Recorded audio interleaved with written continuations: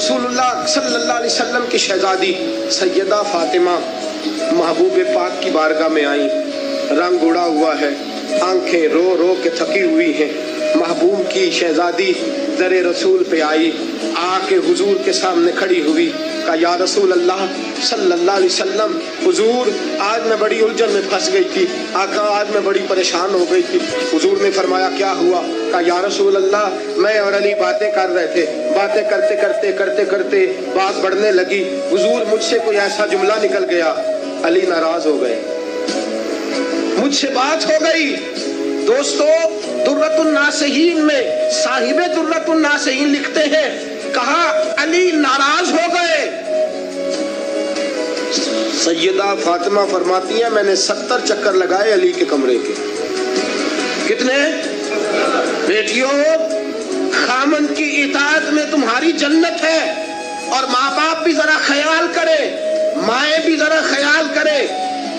میرے رسول پاک نے فرمایا جو کسی عورت کو اس کے خامن کے خلاف بھڑکاتا ہے، جو کسی عورت کو اس کے خامن کے خلاف بھڑکاتا ہے، اللہ اسے جنت کی خوشبو بھی عطا نہیں کرے گا۔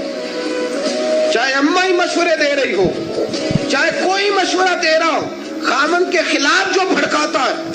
سید عالم صلی اللہ علیہ وسلم کی صاحبزادی کہتی ہے میں نے 70 چکر لگائے، سونیا میں نے علی کو راضی کیا۔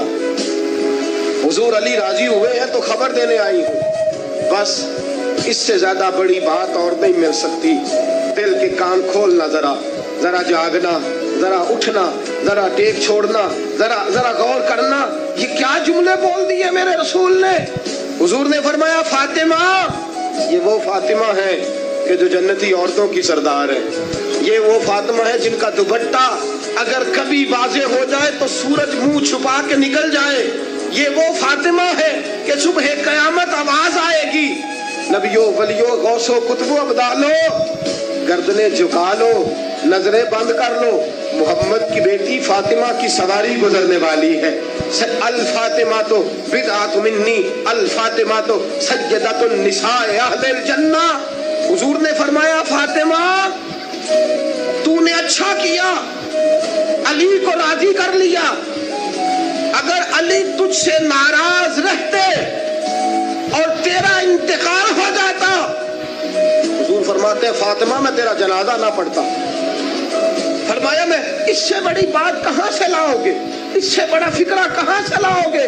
فرمایا فاطمہ میں تیرا جنازہ نہ پڑھتا اس لیے کہ تو مولا کائنات کی بیوی ہے، اگر تجھ سے علی ناراض رہتے۔